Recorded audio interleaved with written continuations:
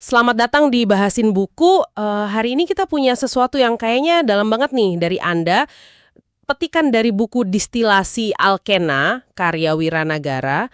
Kalau lihat dari catatan Anda, kayaknya Anda tertarik ya sama cara Wira ini nyampurin tulisan yang puitis, kadang kayak prosa pendek atau puisi, sama ilustrasi visual bikinan dia sendiri buat ngolah tema-tema yang ya emosional gitu. Nah, misi kita di pembahasan kali ini kita mau coba bongkar bareng-bareng memahami intisari perasaan, tema-tema kunci yang ada di petikan-petikan ini khusus buat Anda. Jadi anggap aja ini kayak sesi bedah karya yang intim gitu ya. Kita telusuri bareng soal cinta, kehilangan, kenangan. Oke, siap? Yuk kita mulai selami isinya. Oke, judulnya aja Distilasi Alkena. Itu udah kayak pintu masuk yang kuat ya. Proses distilasi itu kan intinya pemurnian ya, ngambil esensi dari sesuatu yang campur aduk. Ini langsung kayak ngasih sinyal gitu, kalau penulisnya ini lagi nyaring banget pengalamannya. Kemungkinan besar sih ya, terkait sama sosok Alkena ini. Jadi kita bisa nebak nih, hasilnya pasti perenungan yang udah diendapkan, saripatinya emosi kompleks. Iya. Konsep distilasi ini kayaknya jadi benang merah penting ya. Dan kalau kita lihat nih, fragmen pertama yang Anda kasih tanda, wah, langsung berasa ya hasil saringannya itu agak pahit. Bahagia pada akhirnya mati juga oleh kecewa. Singkat, tapi kok nusuk banget ya rasanya. Kayak negesin betapa, sementara atau rapuhnya bahagia itu menurut si penulis. Betul, pemilihan katanya itu efektif banget. Nggak bertele-tele, tapi dampaknya dalam. Itu ciri khas penulis yang berhasil mendistilasi perasaannya kan. Terus ada lagi kutipan lain yang Anda sorot soal rindu. Meneguk rindu hingga mabuk, lalu menghabiskan sunyi hingga kantuk. Wah, ini bukan cuma bilang kangen biasa ya. Ini kayak ngegambarin kondisi yang intens banget. Hampir kayak kecanduan emosi gitu, yang ujungnya bikin capek mental.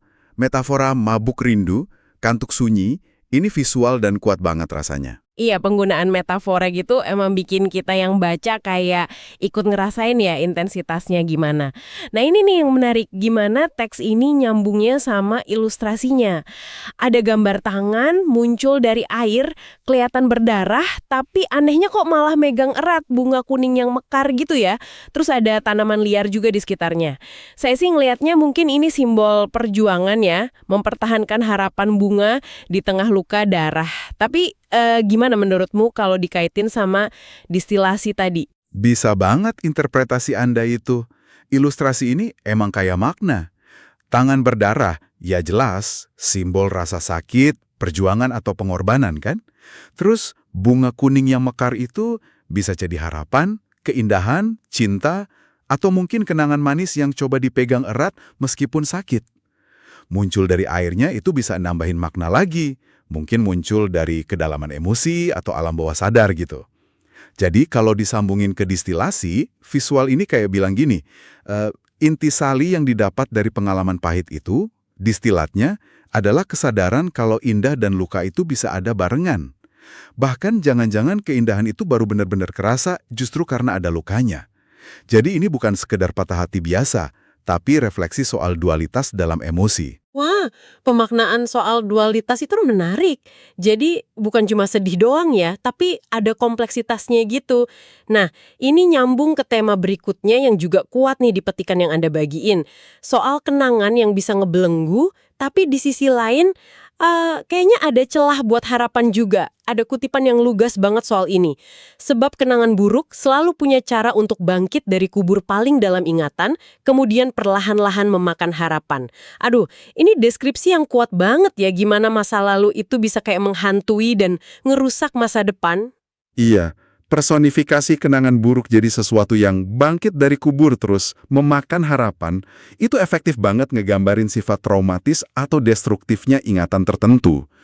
Ini kan pergulatan kita semua ya. Gimana caranya damai sama hantu masa lalu, biar nggak terus-terusan ngancurin potensi ke depan. Tapi ya habis itu ada kutipan lain yang kayak ngasih lihat sisi lain gitu, yang ini Anda tandain juga. Sebab terkadang perpisahan adalah cara terbaik untuk pergi agar lebih berani untuk kembali.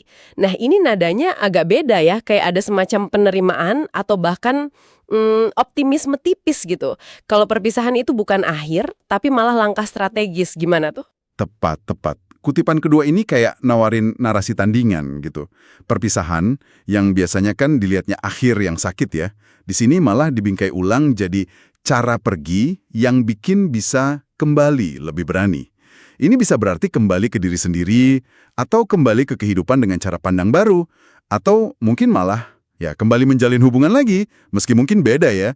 Ini secerca harapan kan? Pengakuan kalau akhir itu bisa jadi awal baru, titik balik. Ini juga bagian dari distilasi itu. Nemuin makna atau pelajaran positif dari pengalaman yang negatif. Terus, gimana nih soal ilustrasi panda yang nemenin tema ini? Ini agak surreal sih menurut saya. Ada panda di tengah bambu, tapi kok ada lollipop warna-warni, bunga, sama papan seluncur segala. Jujur bagian papan seluncur ini agak bikin saya, mikir, ini cuma pelarian ke masa kecil atau gimana ya? Iya, ilustrasi panda ini emang bikin mikir ya. Panda kan bisa simbol kepolosan, kedamaian, atau sesuatu yang lucu dan nyaman aja gitu.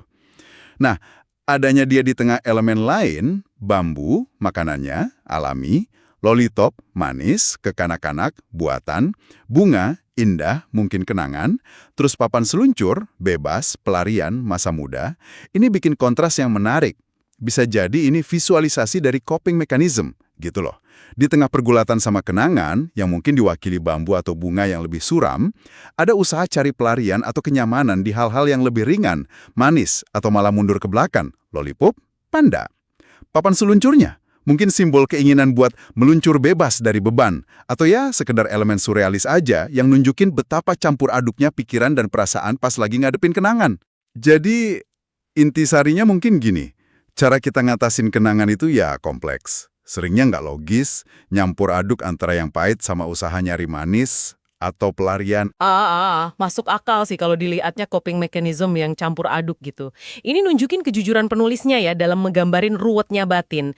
Nah, keruwetan ini juga kerasa pas kita masuk ke tema berikutnya, soal ekspresi diri di tengah arus modernitas. Ada ilustrasi tangan muncul dari buku atau kertas, dikelilingi bunga, lollipop, pelangi, tapi ada juga icon-icon kayak logo medsos gitu, Instagram, WhatsApp, sama bentuk geometris. Gimana nih elemen-elemen ini yang organik, manis, digital, abstrak, nyatu dalam konteks ekspresi diri menurutmu? Terutama buat ada nih yang mungkin juga lagi coba nuangin perasaan di era sekarang. Ilustrasi ini relevan banget sama kondisi kita sekarang ya kan? Tangan yang muncul dari buku kertas itu jelas nunjukin proses mencipta, nulis, atau nuangin isi hati secara, katakanlah, tradisional atau personal. Bunga sama lollipopnya mungkin masih bawa tema emosi personal yang kompleks tadi. Nah terus, masuknya ikon medsos sama bentuk geometris ini kayak komentar soal konteks kekinian kita. Ini jadi munculin pertanyaan penting sih. Gimana caranya kita ngekspresin kedalaman personal, buku, bunga, di dunia yang didominasi citra digital yang seringnya rapi banget dan abstrak, icon medsos, geometri. Apa medsos jadi wadah baru buat distilasi emosi kita? Atau malah bikin datar? Jadi ini bukan cuma soal ekspresi diri ya, tapi juga tantangannya di era digital gitu. Soal gimana jaga otentisitas mungkin. Bisa jadi, bisa jadi. Ilustrasi ini mungkin ngegambarin dilema seniman atau ya siapa aja lah ya yang coba jujur sama perasaannya di ruang publik digital. Ada ketegangan gitu antara yang intim, tulisan tangan mungkin, sama yang publik, ikon medsos. Antara yang organik, bunga, sama yang buatan atau terstruktur, geometri, ikon. Jadi takeaway pentingnya buat Anda mungkin, ya refleksi soal gimana Anda sendiri navigasi ruang ini, gimana Anda mendistilasi dan nge-share pengalaman Anda tanpa kehilangan esensi atau kedalamannya di tengah riuhnya informasi dan citra. Seni atau tulisan jadi cara buat nyoba jembatanin itu. Refleksi yang penting itu. Oke, terakhir nih, ada tema tentang simbolisme pertemuan dan perpisahan yang juga Anda sorot di materi yang dikirim. Ini kelihatan kuat di ilustrasi 2 cangkir kopi atau teh gitu ya. Ada tanaman tumbuh di dalamnya, tapi di sekitarnya ada kelopak bunga berguguran. Visualnya tenang ya, tapi kayaknya banyak maknanya. Gimana kita bisa baca siklus hubungan lewat simbol-simbol ini? 2 cangkir dempetan itu simbol klasik kebersamaan ya. Satu unit hubungan gitu. Terus tanaman yang tumbuh di dalamnya pakai bunga, warnanya kayak ungu atau pink ya, sering diasosiasiin sama sayang atau romantis. Itu jelas lambang pertumbuhan, kehidupan, perkembangan dalam hubungan itu. Itu sisi positifnya, pertemuan dan kebersamaan yang numbuhin sesuatu. Tapi kelopak yang berguguran di sekitarnya itu ngasih nuansa lain ya berarti? Persis. Kelopak gugur itu metafora visual yang umum banget buat kefanaan, akhir siklus, atau sesuatu yang udah lewat. Adanya dia di sekitar cangkir yang masih utuh sama tanaman yang tumbuh, ini bikin kontras yang menarik. Ini bisa berarti beberapa hal. Yang pertama, pengakuan kalau setiap hubungan, seindah apapun tumbuhnya, ya pasti ada potensi buat berakhir atau ganti fase. Atau bisa juga berarti, bahkan dalam kebersamaan yang lagi jalan pun tetap ada kesadaran soal kerapuhan, atau mungkin ingatan soal kehilangan di masa lalu, entah hubungan sebelumnya, atau fase hubungan yang udah lewat. Nah, ini nyambung lagi ke kutipan soal perpisahan sebagai cara kembali tadi kan? Visual ini kayak ngerangkum siklus hubungan. Ada pertemuan dua cangkir, pertumbuhan tanaman, keindahan bunga, tapi juga ada kesadaran soal perubahan dan potensi akhir, kelopak gugur. Semacam distilasi visual dari dinamika hubungan. Oke, jadi kalau kita rangkum nih, perjalanan kita nyelami petikan distilasi alkena ini, kelihatan jelas ya pergulatan emosional yang coba dipetain sama Wiranagara. Mulai dari cinta dan bahagia yang rapuh, perinya kehilangan, terus beban sekaligus kekuatan kenangan, sampai upaya buat ngekspresiin semua keruwetan itu lewat kata dan gambar. Di zaman sekarang, judul distilasi alkena itu benar-benar kerasa jadi intinya ya. Tepat sekali. Ini proses penyaringan emosi yang, intens ya. Ngambil pengalaman mentah, ya mungkin pahit, manis, bikin bingung, terus disaring sampai dapat saripati yang bisa direnungin, mungkin malah jadi semacam kebijaksanaan personal gitu. Dan kekuatan karya kayak gini tuh ada di kejujuran sama kerentanannya. Emosi yang digambarin rasanya mentah, nyata. Makanya tema kayak patah hati, kenangan, harapan, ini jadi universal banget. Dan mungkin ya relevan juga sama pengalaman Anda. Nah, ini pertanyaan penting buat Anda yang lagi dengerin. Setelah kita bareng-bareng bongkar distilasi versi Wiranagara ini, gimana tema-tema universal tadi, cinta, kehilangan, kenangan, harapan, ekspresi diri, itu bergema di hidup Anda? Kan setiap orang pasti punya alkenanya sendiri ya, punya pengalaman yang perlu didistilasi juga. Dan proses distilasi itu sendiri kan bisa macam-macam ya bentuknya. Gimana Anda biasanya ngolah momen-momen penting dalam hidup Anda? Baik yang bikin seneng maupun yang bikin sakit. Apa lewat merenung aja, atau ditulis, dilukis, ngobrol sama orang lain?